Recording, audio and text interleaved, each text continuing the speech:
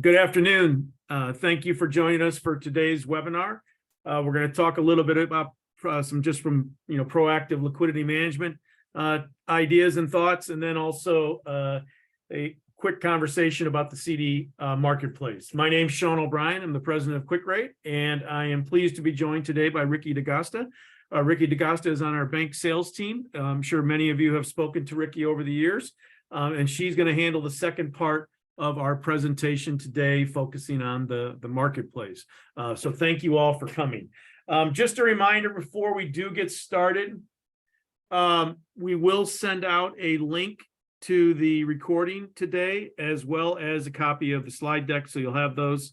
And we, again, certainly appreciate you joining us. And should you have any questions, just submit those in the chat or the Q&A box, and we will address those at the end of the presentation. So, obviously, our realities today, we just want to kind of talk about those because they certainly are impacting, our day-to-day life at the bank and with our liquidity. Certainly during the pandemic, we had a, notable and almost historic buildup of deposits on our balance sheets. And now, over the last 9 to 12 months, many of us have seen a outflow of non-maturity deposits. Hopefully for most of us, that is starting to slow down. I know at the bank where I'm a director, we're still seeing some outflows, but it's, it's certainly curtailed and slowed. So all of that is, is comforting. But I think what it does is it brings back into the spotlight, our need to, essentially be prepared to, review our funding practices, review our liquidity and funds management policies, be prepared should we need to stress test or utilize contingency funding plans.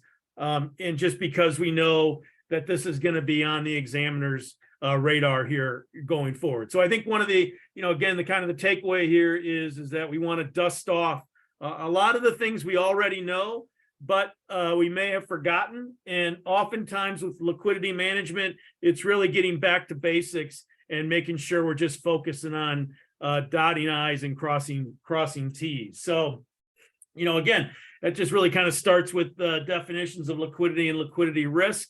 The ability to meet our obligations, and then liquidity risk is really the risk of not being able to meet those at a reasonable price or in a reasonable time as obligations come due. I think everything always starts with effective corporate governance by your board and your management team.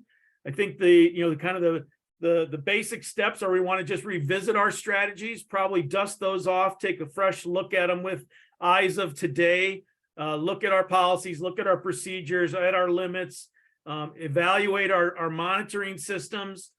The idea of active management, I think here every bank's going to be a little bit different on your size and scope and what's necessary.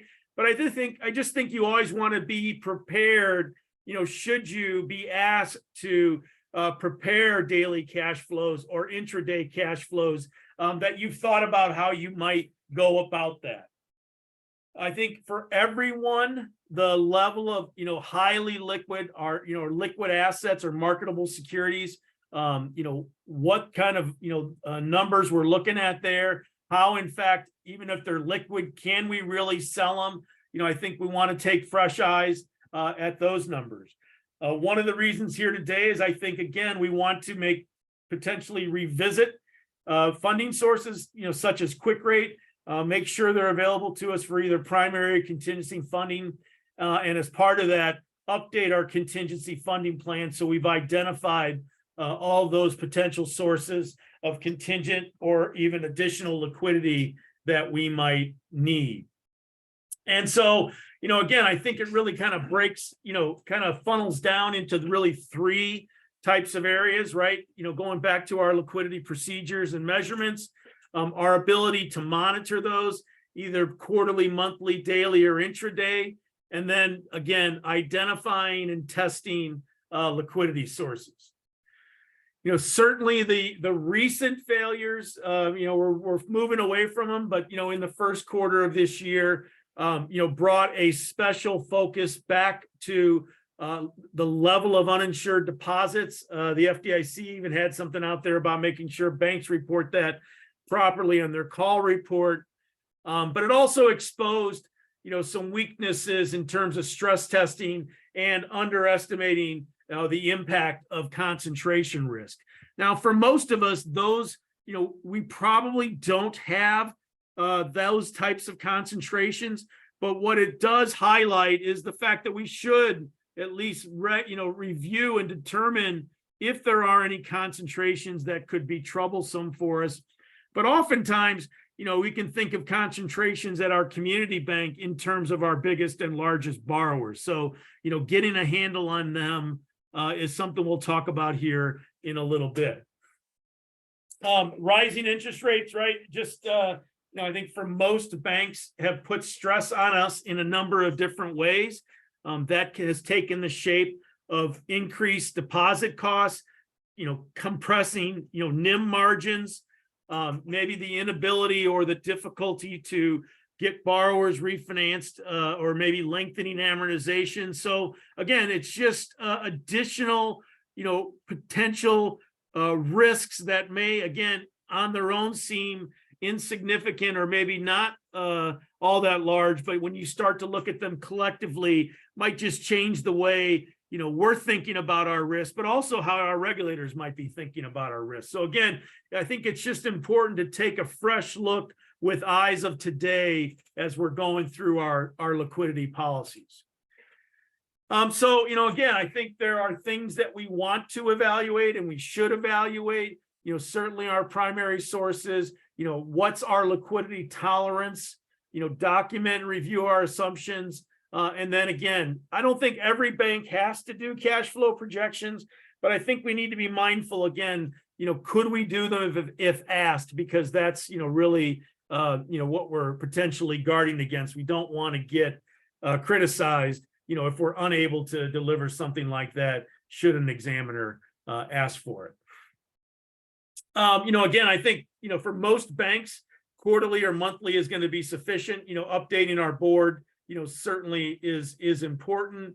Identifying cash flows just to see kind of when things are maturing, make sure we'll be able to replace it or address it.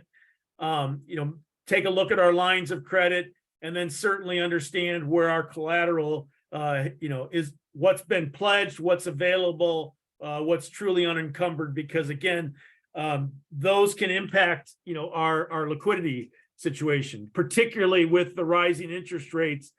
We may have securities that we, deem available for sale, but the big question for a lot of us might be, can we sell that, or are we willing to sell that at a loss, or would we rather try to bridge that, either using one of the funding programs or just, reaching out for more liquidity.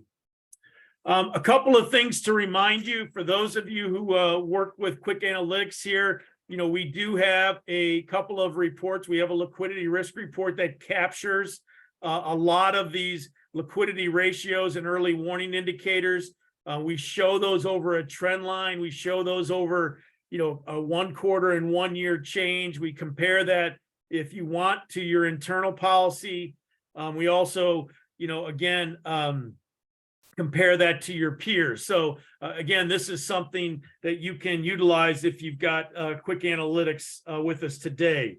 We also have a liquidity profile tab, which again just identifies, and you can see this while it's shown here annually, you can see these on quarterly basis and just kind of see, how the numbers are trending, and again, be able to see if there's any areas where we might be, suspect or, open for criticism if the numbers aren't too low. But I think really most of these kind of capture what, most of you are probably already tracking and what your regulators are hoping you are tracking. Most of these come straight out of a OCC director's handbook. So again, we kind of went to the what the regulators wanted directors to know when we were putting together these profiles. Also, for any of our Quick Analytics users, we've added a new page or a new tab here to this week regarding net interest margin, where you can kind of deconstruct your NIM and see what the impact of these rising rates and lower rising deposit costs have been, and really kind of tear it apart and see quarter over quarter changes or year over year changes, just again to get a better handle on what's really impacting our NIM. So we'll probably be talking a lot more about this tab here in the coming months, but certainly wanted to make all of you aware of it on the presentation today. Funding sources. So, again, I think, Ricky and I have been doing this long enough to know that, the regulatory preference is always to utilize and have available as many funding sources at your disposal as you possibly can. Certainly here at QwickRate, we've been doing this for over 35 years and feel like we've, developed, the ability to be a reliable funding source, for our banks. And again, we're going to talk about that here later in the presentation. Liquid assets, given the exodus of non-maturity deposits, a lot of banks, a lot of focus on liquid and available assets. Given the fact that many banks have underwater security portfolios, this is something again that regulators are going to look to see what kind of on-hand available liquid assets that can be immediately or quickly and easily converted to cash as available, is something we should all have our arms around. What's the magic number for this? Every bank's a little bit different. You probably all have a sense of what your daily outflows are. But again, I think it's just something that, you want to get a comfort level with and make sure that that's kind of, going to satisfy what your regulators are looking for as well. The next level of, kind of preparedness, if you will, can be scenario and stress testing. Obviously the advantages are that it, helps inform your funding and, kind of risk profile for liquidity. It kind of establishes those level of liquid asset needed in maybe different scenarios. Again, this is a little bit more, tailored to every institution. Obviously you've already have a large number of liquid assets, then, maybe this isn't quite as important. If you're running a little bit leaner, then maybe some of these scenarios are things that you want to consider. Again, there's no one prescribed way to handle this. But I think what we see and what you want to kind of be prepared for is essentially just kind of the basics of operating the bank, right? Just based on your own budgets and internal projections, make sure you've got the available liquidity to deal with new originations and maturities, factor in and incorporate inflows and outflows based on, again, a kind of a baseline period, and then perhaps some levels of stress or particular scenarios, be it at a local dynamic or a national dynamic, just to, again, feel comfortable that, all arms are around this as we move through this year. I think most people kind of, think about stress testing kind of in a, systemic or institution specific. I think for most community banks, we certainly want to be, aware of any systemic things, but oftentimes they are really, institution specific. And so, I think that's where you want to look at, just local scenarios that might, create, inopportune, strains on our liquidity. Obviously, things to consider are any potential haircuts on any of our securities, any potential impact of unfunded commitments that we have out there. Obviously, what our capacity for borrowing with our different counterparties is, and then just, again, the kind of the general liability kind of mix for our institution. Contingency funding plans. It doesn't feel like we've talked about these in a decade, but here we are again. So we probably want to dust off what we had before, bring it, kind of current today. Make sure, if we're getting, close, make sure we've got access and readiness with the discount window or the new bank term funding program. Again, make sure we have a handle on, what we have available to us and what kind of haircuts or discounts we might have. And then as well, factor in, whether or not we have the ability to unload any of the securities in our portfolio, given their underwater nature, if that's the case. When you're thinking about contingency events, again, institution specific, these are just some ideas that we've shared in the past. So we brought these back out just to share, with you here today. All of this, happening in liquidity, is on its own, certainly something that's, concerning and something to be mindful of. I think as we move forward over the next 12 months, for some of us, there's certainly expectations in the commercial real estate market that, people feel like we're going to have some credit quality issues. Again, those are going to range from, the very sublime to, some institutions, depending on your locale, might experience a little bit more difficulty there. Again, part of planning is really just trying to be prepared for those things. And so what we don't want to start to have happen is kind of a confluence of problems, right? If we're a little bit stressed on liquidity now, what's it look like if we do, begin to entertain any credit issues? So again, I think just getting out in front with your large borrowers, kind of just, again, trying to be in front of those things, as a potential scenario, or just an understanding of where things are, can be helpful as we're trying to navigate our liquidity over the next 12 months. As we mentioned before, and have been kind of talking about for the last year or so, this underwater securities portfolio certainly has moderated.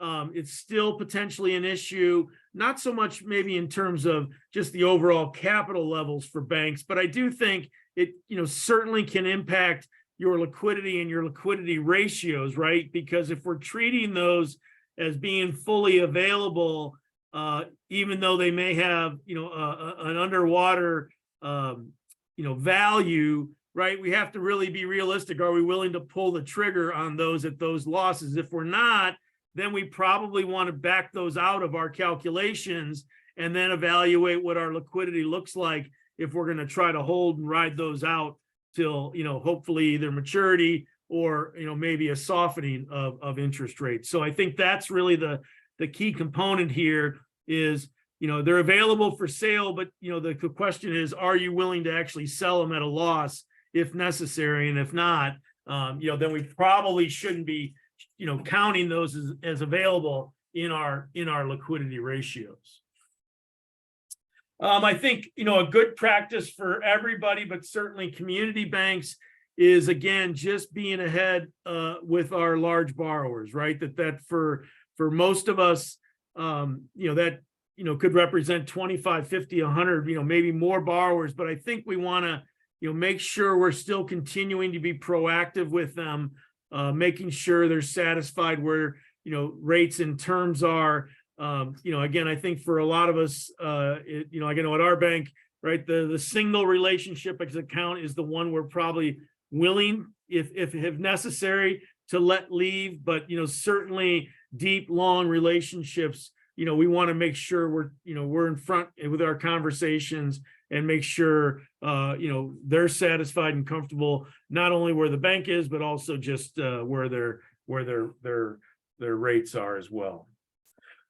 So again, just moving forward, I think, competition is going to continue to increase, right? We're going to see it from not only, our own industry, but we're going to see it from fintechs. Those are going to kind of reappear here, I think, over the the next couple of years. So I think we want to, really monitor, our depositors.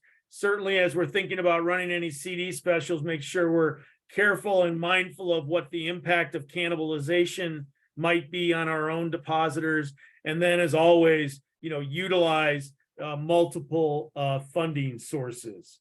So, my final thoughts and takeaways on a Wednesday here today is, this is just going to be a focus now, certainly through the end of the year for all of us, but certainly regulators as well. So, I think most of us have always contained or maintained a really strong liquidity risk management program at our bank, but I think this is the time where, again, given where we are, just take a fresh look at them and make sure, everything is where you want it to be. I think it's also helpful just to be mindful of where you are versus your peers. If necessary, stress test or cash flow model. Again, most of us probably won't need it, but I think we want to make sure we have the ability if called upon. And then finally, again, always the most important thing is continue to document all of your conversations at the ALCO level, at the board level. Make sure you're sharing discussion with your board, because as the old axiom that I always say, right? If it's not documented, then it didn't happen. And so I think from a third party's eye, whether it's your auditors or your examiners, they want to see what's being shared, what's being done, what's being delivered. So make sure you document it so you get credit for all the fine work you're doing at your institution.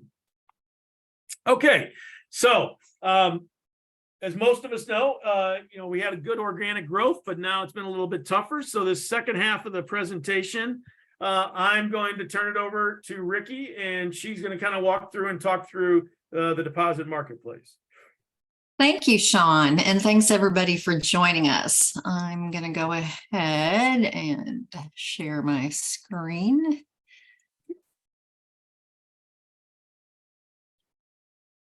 And we see it. All right. So I'm going to take you out live to look at the marketplace in a minute, but I did want to go over just a couple of things having to do with the marketplace. A couple of things to remember.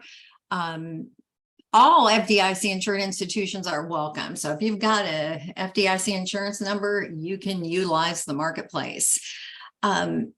Of course, Sean's already talked about diversification. So our customers don't use just us. They're using us in conjunction with their borrowing. They're doing broker. They're offering some specials locally. So we are just part of that mix. And I did want you to know that even if you would come to us for funding, you can also, a subscription allows you to invest. A lot of times our institutions that come to us to fund will say at some point during their relationship with us, they find they've got excess liquidity that they want to put to work with other institutions. So a subscription does allow that as well. Just marketplace and review. We've been around for a very long time. In fact, 1986 is when we began. And we do work with institutions in all 50 states. We're seeing some startups, some de novos pop up. We're working with de novos all the way up to multi-billion-dollar institutions. When we go out and look at the marketplace, I'm going to show you the automation and how we make it really easy to work directly with other financial institutions. We are an ICBA preferred service provider. We have been one for 21 years. We're real proud of that. And that does include the marketplace. And we've also got some other offerings that they recognize as a preferred product. And that does include our IntelliCredit offering and Quick Analytics. So what I'm going to do now is jump out of here for a minute and get into the market. Sean, did that pop up for you? It sure did, Ricky. Okay, good deal. So we're live in the market, meaning that these are real-time institutions that are posting rates. Now, a bank's rates don't show up here unless the bank puts them out here. So they've got total control to come out when needed. They can post rates at whatever maturities they would like. They can remove them, they can change them. So in other words, our offering banks have total control as to what's out here. You can see we've got terms anywhere from 7 days out to 10 years. We do highly suggest to our offering banks that they post at least a couple of maturities just to get maximum exposure, because the investors, may be coming in needing to place at a particular maturity. So 1 year is always by far the most popular maturity within QwickRate, but you may have an investor that pops in and sorts rates by 180 days and wants to make a placement there, or shorter or longer. So the way this works is the investor will see on his screen a check mark next to any bank that he's already with. Of course, he wants FDIC insurance with every institution. The size of the deposit transacted through QwickRate is typically $250 or right under. The investor with a larger portfolio that he's tracking within QwickRate will he may need to go farther down the list before he finds anybody to work with. So really, the size of their investment portfolio will dictate how far down the list they go. But that investor is going to look for a bank that he's not already with. And this is the information that we do show the investors about our offering banks. We're going to give a physical address. We're going to show an FDIC insurance number, a founded date. We're going to give the information about their min and max deposit amount, how often their interest is paid, and how it's paid.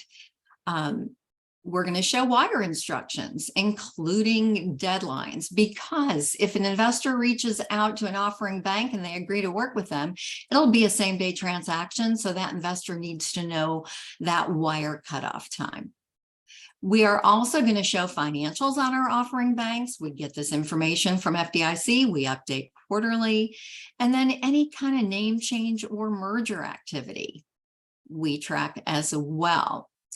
So once an investor has looked at the information about a bank that he's interested in because of their rate, he will put that rate into a shopping cart.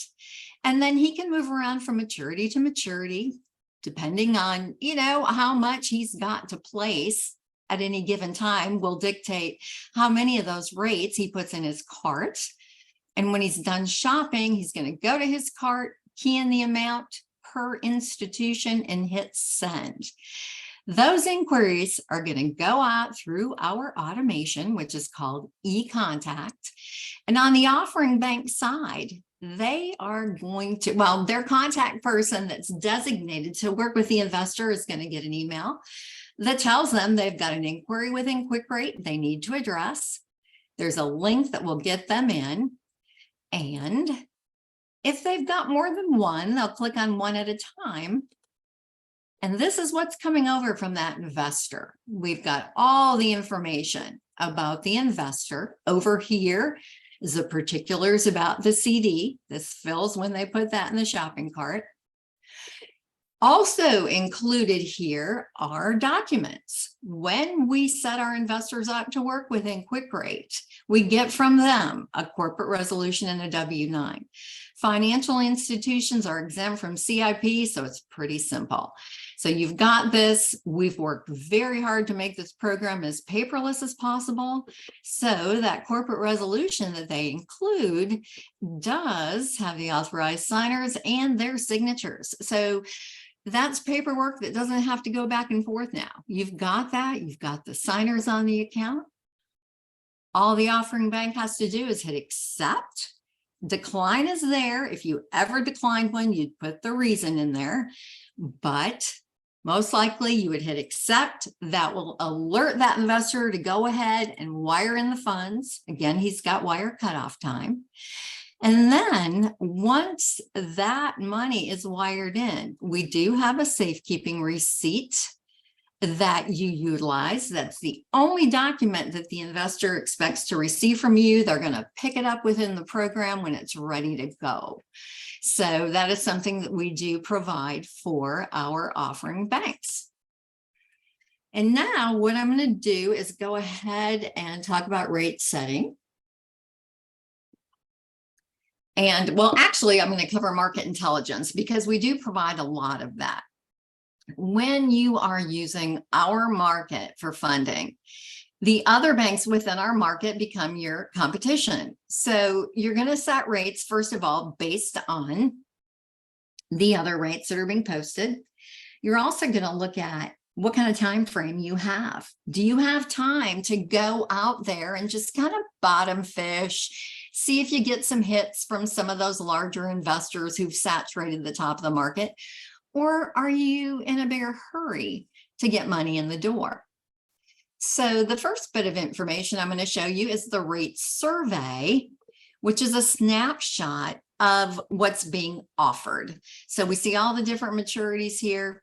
We see the best rate for each maturity, and then positions across the board, the 10th best rate, the average of, and so on. Positioning is what we use versus percentile, because an investor can come in and see exactly who's in the 10th position or the 11th position. And when you do set your rates, positioning becomes really, really important to you. When we go into publish rates, we're going to give you some market intelligence to show you where the money actually placed. We're also going to show you where the more popular terms were the previous month, or we can break it down by week. So if you were looking, for example, to set a rate at, say, 6 months, you're going to look at new money. And you're going to see, okay, in June, where did the money come in position-wise? How much came in? And what was the average rate paid for the various positions in the market? At 1 year, we're going to see some much bigger numbers. Now, you can also see information for rolled CDs. And the way that works, after you've been with us for a while and these CDs start coming up for maturity, our offering banks do have the option to show rollover rates. And those rollover rates will be seen by those investors that have a maturity coming due within 3 days' time. It's a great way to keep that money if you'd like to do that. But again, you are not going to be setting your rates blindly. You are going to be looking at what is going on in the market. You're going to be able to get into the published rates area. You're going to be able to fine tune either setting a rate or setting a position. And you are able to, again, put your rates out there knowing that you can always remove them or change them. You've always got control over all that. I also wanted to let you know that we have reports built into the program. We've been adding reports since the beginning of time, really based on what our customers have asked for. So even though you're tracking these deposits on your core, you are also going to be able to track your activity within QwickRate. And again, we've got a lot of reports for our issuers, which is what we call our offering banks. And then on the flip side, if you were ever using the program as an investor, you've got all the accrual reports to balance out your month. We've got portfolios built in for both the buyer and the seller. A lot of information there for tracking purposes on both sides. And then lastly, I did want to touch on a particular tool. Sean did mention repricing. I mean, that's a real problem. And we understand that there will be some times where you've got a lot of money sitting there that could move to a local CD special should you offer one. So all you do is key in the amount that you've got in combined money market and savings accounts, the blended interest rate you would pay, how much you're looking for locally, the special CD rate you'd have to offer to get that. And then you do a what if scenario, and that gives you conversion percentage, your effective rate based on your percentage that moves, and the cost of that repricing or cannibalization of money you already have in the door. So again, there are times when you don't want to rely on those local specials. You want to maybe go out quietly in a different marketplace and avoid upsetting your local rate structure. And I'm going to go ahead and go back to the slides.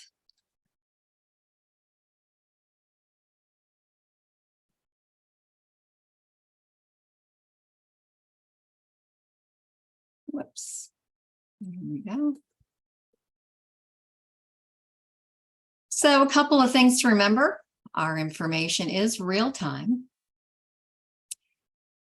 We're direct funding. We are a non-brokered source. As you saw, the buyers and the sellers work directly together. You can invest through QwickRate. You can fund through QwickRate. And we do have the reporting and tracking built in for you. So what makes us different? Well, again, our investors are institutional. We don't have any consumers on QwickRate. Now, the larger percentage is going to be banks and credit unions. Again, CIP is greatly minimized there. However, you can open your audience up to some of our additional investors. That's entirely up to each offering bank. Again, you're working directly with the investor. QwickRate is not getting involved in the transaction.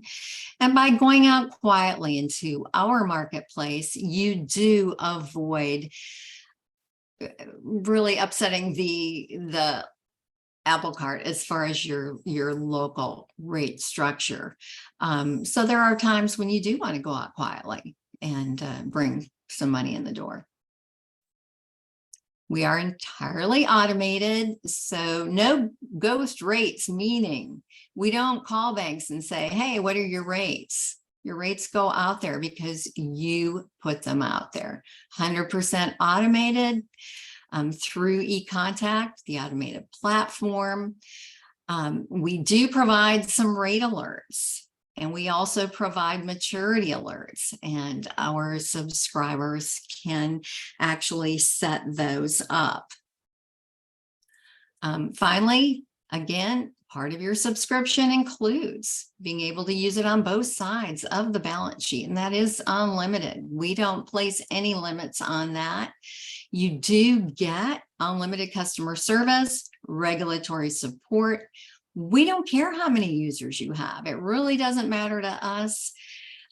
If you come on board, we get everybody trained, and then you have a new staff member come on board that you want to have as part of QwickRate, give us a call. We'll get them brought up to speed. So we give you all of that. Sean, I'm going to actually give it back to you to do the regulatory perspective. Grab the screen here again. Okay. Okay. So again, just a great job by Ricky, just kind of detailing the marketplace. Oftentimes, I try to say one of the things to think about, particularly with that cannibalization is right to think of us as a virtual branch. And so, it's just, while the prices may seem high on QwickRate, I think when you compare it to what cannibalizing your own deposits looks like, it's just always a reason to try to, be ahead of when you need money so that you can get out and give yourself enough time to raise whatever you're looking for. From a regulatory perspective, as you all know, QwickRate has been and retains a non-brokered classification. We have a full set of risk management tools for our subscribers, and all the appropriate due diligence that's put together. Again, based on the history of everything that's happened, but also in light of the new definitions as well. Our most senior employee is Debbie Walker. Debbie's, our director of regulatory and compliance. She's available to our subscribers. She will assist you with any questions you have around any regulatory question with the marketplace, but also, again, help you with the necessary due diligence items, but work with you and your team, with a risk management workbook to get you started. So again, we like to think about things QwickRate, in terms of quick, right? So we think we bring you quick connections. We can turn you on to a marketplace that has 36 years of experience with a vast and deep number of subscribers. As Ricky mentioned, we've continually tried to automate everything to make this move as seamlessly for you as we can. And then I think we've always prided ourselves on just being available and having an incredibly responsive sales team, but also service team and regulatory team to make sure, you know, we get all of your questions answered and satisfied. For those of you who aren't aware of Quick Analytics, this is another subscription offering we have. It does provide a number of, you know, useful pieces of information for our banks. It's got an interactive, you know, bank pages that really kind of tells your story. You can do a lot of immediate peer comparisons and reporting. And then we have, you know, a number of regulatory tools for you as well. Increasingly, as you know, you know, we've tried to continue to grow and be able to offer as many, you know, resources to our banks as we can. We also developed a division called IntelliCredit, where we provide third-party loan reviews, but we've also built applications that you can use in your bank for annual reviews, internal reviews, and a portfolio analytic tool that allows you to really drill down into your loan portfolio. So it's very easy to use. There's no extensive integration required to get started, just a flat file. And again, we've seen, you know, really exciting growth in that division for us. We've, you know, done over 70 loan reviews here over the last 12 months. So if you're looking, you know, we'd certainly welcome the opportunity to give you an RFP, or also just show you the tools that we built that, again, we think can make you and your team more efficient. Certainly, as we discussed, if you have any questions, you can go ahead and submit those now in the chat or the Q&A feature. We'll just monitor those to see if there have any. Just a reminder, we are doing a webinar next week around IntelliCredit. We're actually having one of our customers, Zane Smith from American Bank, who's been an early adopter and a tremendous user and resource for us. He's going to come on and talk about how he uses it in his bank. We feel like it's better to come from a chief credit officer than us. So Zane's going to join us and talk about how IntelliCredit's helped him, kind of understand his loan data better, but also when questions come from regulators, how he's easily able to provide them with information to refute anything they might have to say. So we certainly encourage you to join us for that. Okay. Finally, again, thank you all for joining us. We will send out a link to the recording today. We certainly want to, not remind you that, we want to encourage you to, if you'd like to have a one-on-one with us, review your situation. You can certainly reach out to us, reach out to Ricky, reach out to Melissa or Pam. They can talk to you about your own situation. They can give you individualized pricing, and then just talk to you about, again, about the marketplace, how it can help you, and how we can get you started very quickly. So you can see the contact information. You can email us at info@quickrate.com. Give us a call at the 800 number. But on behalf of Ricky, I want to thank all of you for taking time out of your day today. And we'll look forward to hearing from you or seeing you on a future webinar. Thanks so much for joining us. Thanks, everyone. Have a great day. Thanks.